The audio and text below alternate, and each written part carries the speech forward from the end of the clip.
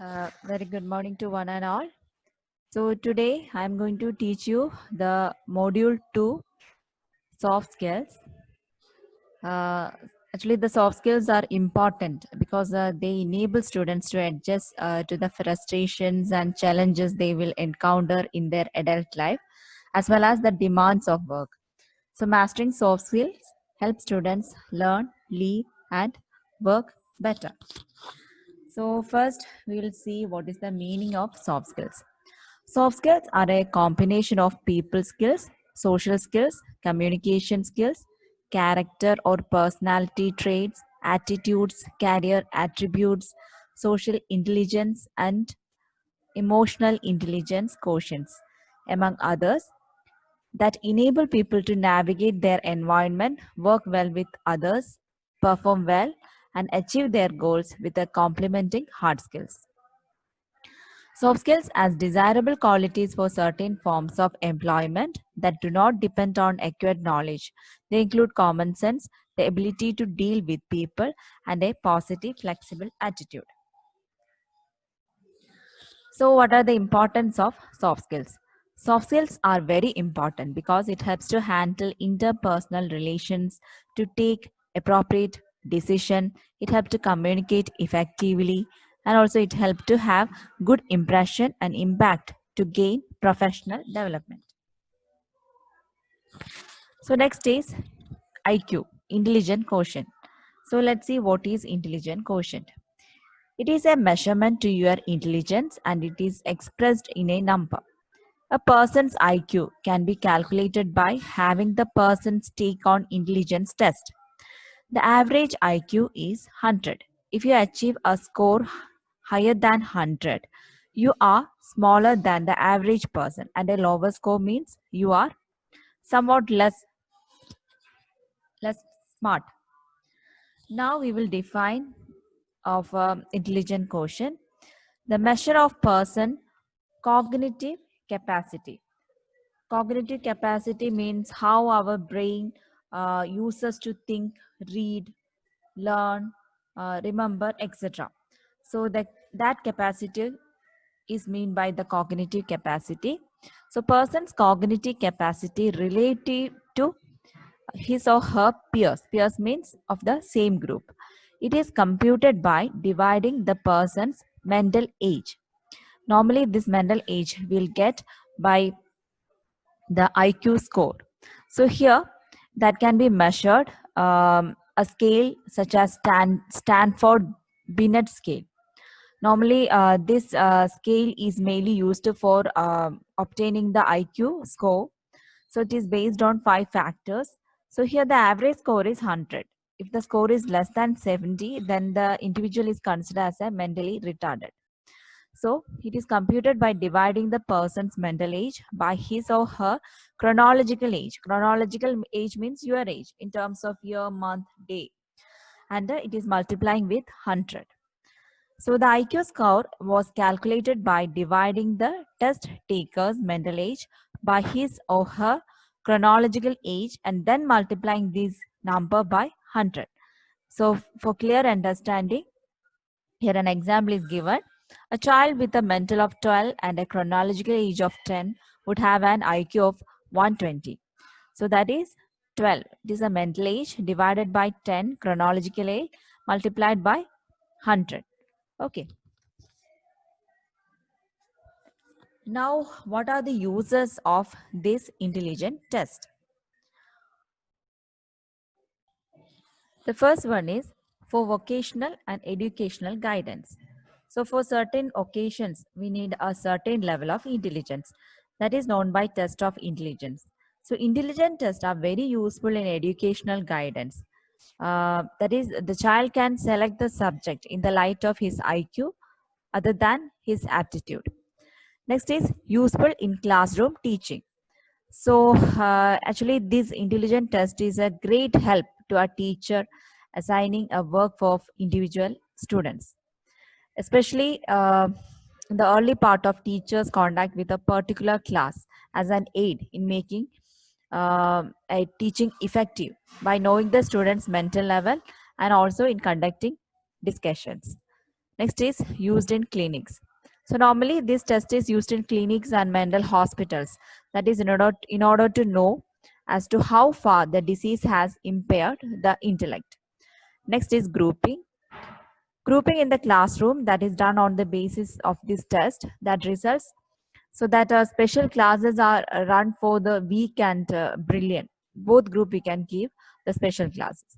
So for knowing, in next is for knowing individual differences. So through this test we can know about individuals in a class.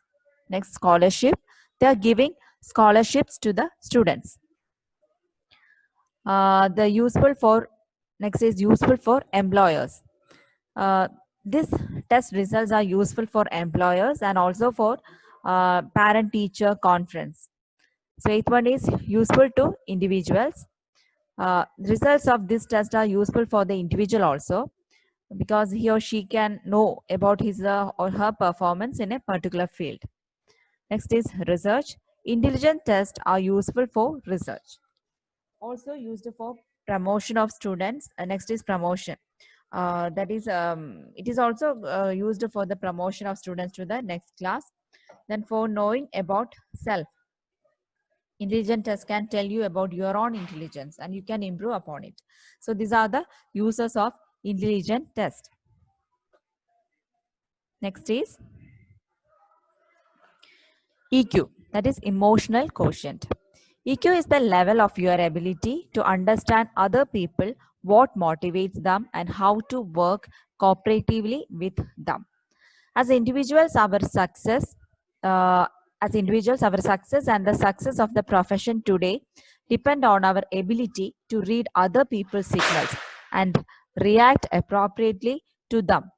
Therefore, each one of us must develop the mature emotional intelligence skills that require to better understand, empathize, and negotiate with other people. So, these are the 5 categories of emotional intelligence, EQ. So, first one is self awareness.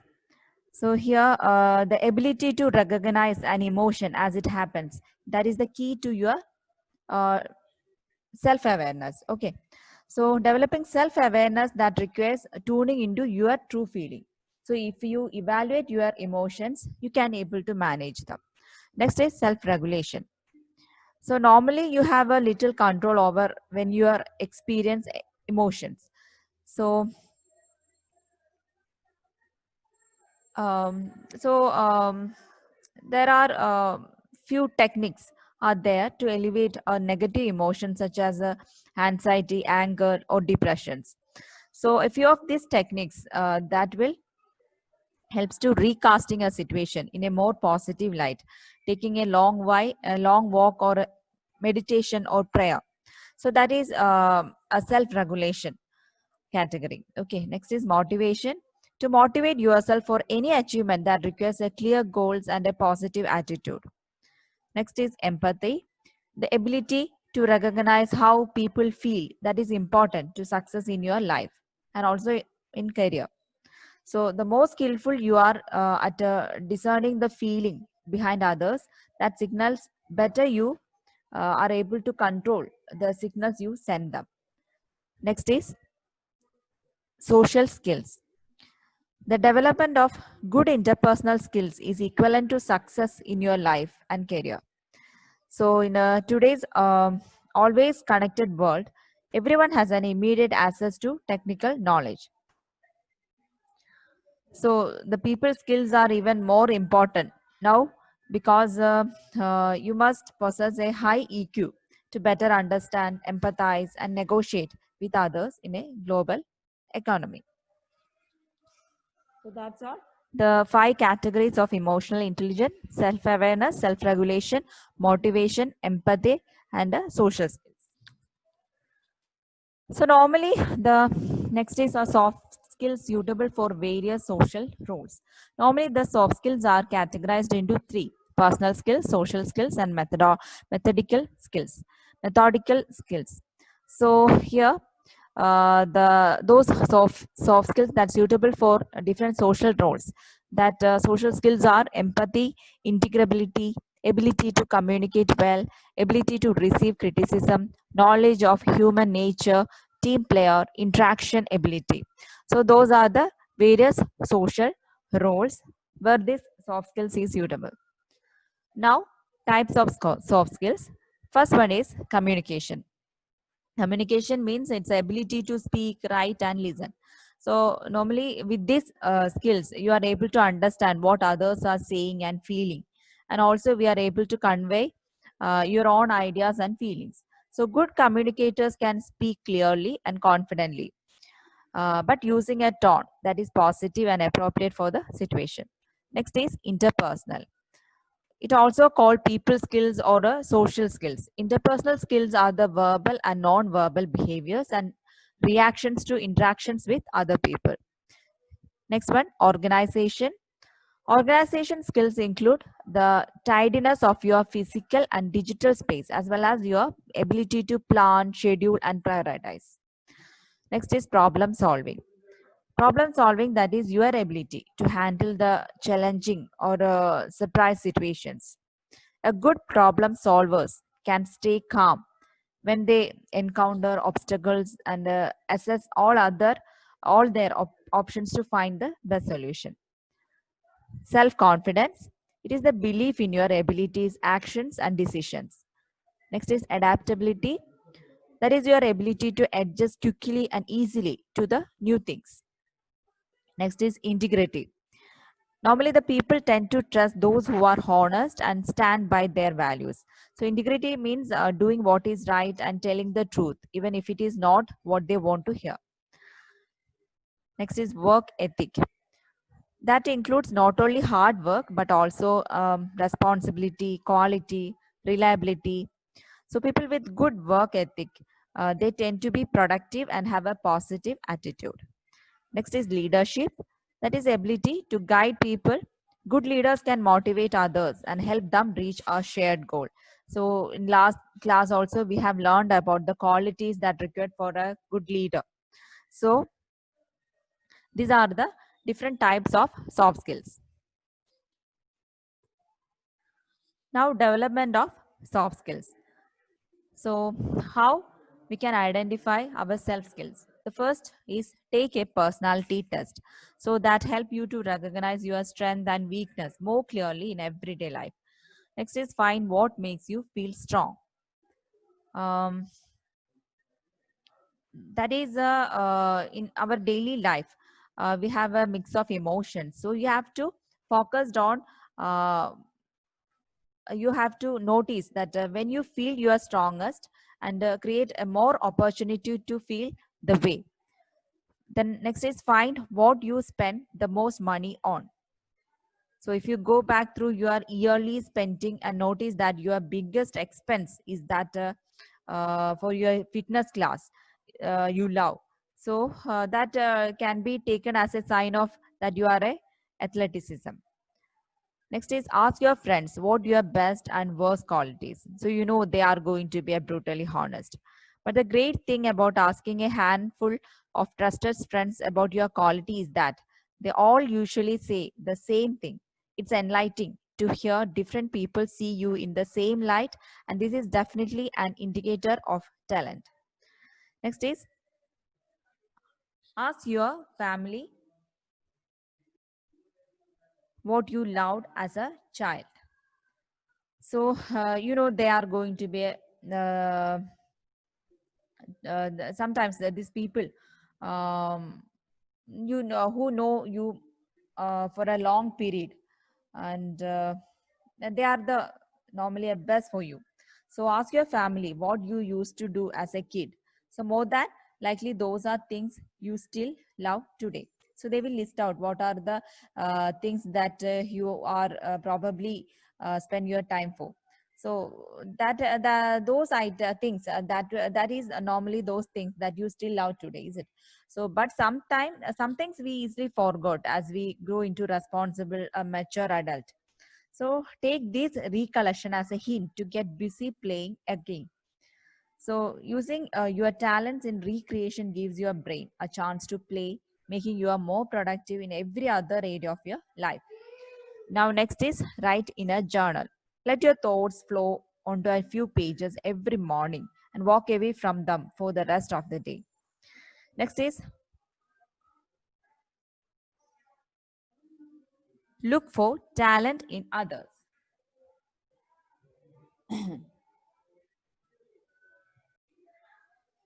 If you see talent in others and feel jealous, you can use this to your advantage as well. So, reaching out and seeing talent in others that will open up opportunities and connections while helping you define your own.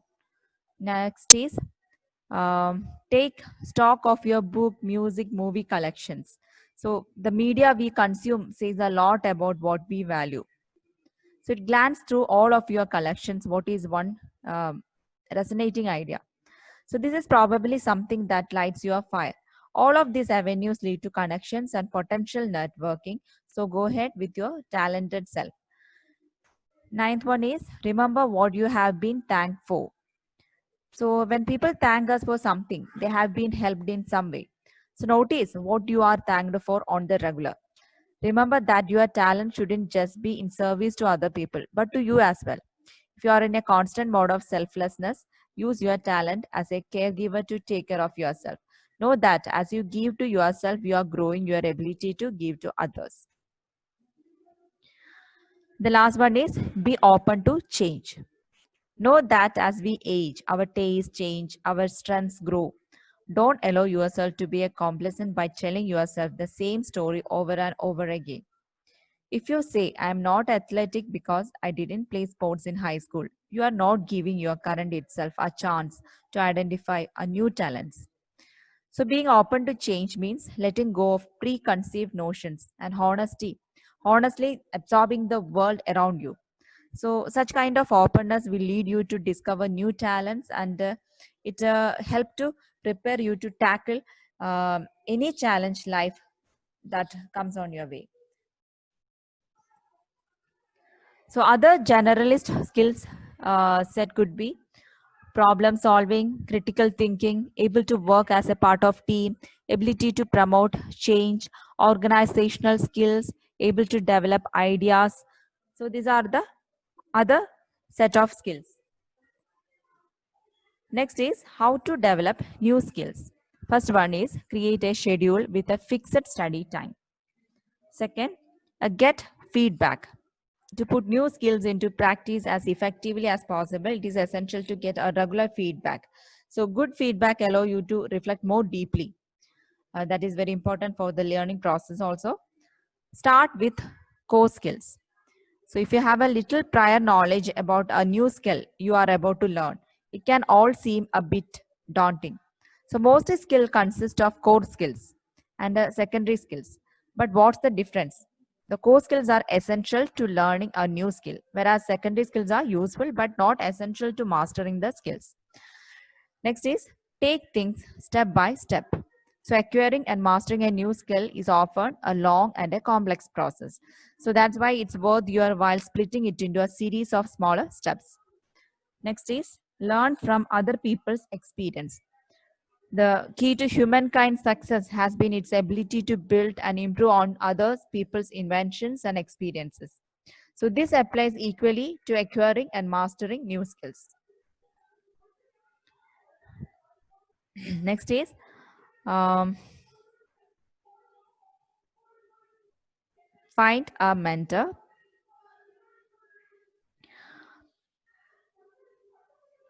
That is, you have to find a senior individual in your organization who could mentor you towards a mastery of a specific skill. So just ask them whether they would prepare to fill this role. So most people are more than willing to help and will gladly share their knowledge with others. Next is realistic goals. So set a tangible and realistic goal for yourself. Don't make them too big or um, because that often has a demotivating effect or stops you in your tracks before you even start. So next is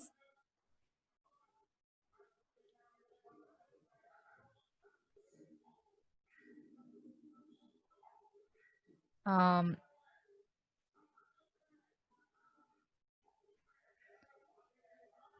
okay, know thyself. That is the last one. This is the last but not least. Modicum of self insight can help enormously. So, what are your strengths and weakness? What qualities, talents, and character traits do you have to help you learn in specific skill? So, asking yourself these questions that generate the insight required to learn more effectively. So, now next is motivation and desire. Desire means having a wish to get something.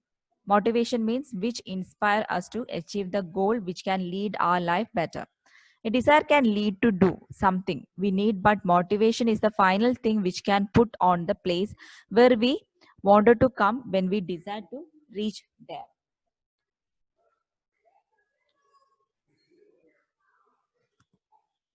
Next is how to improve your personal development skills.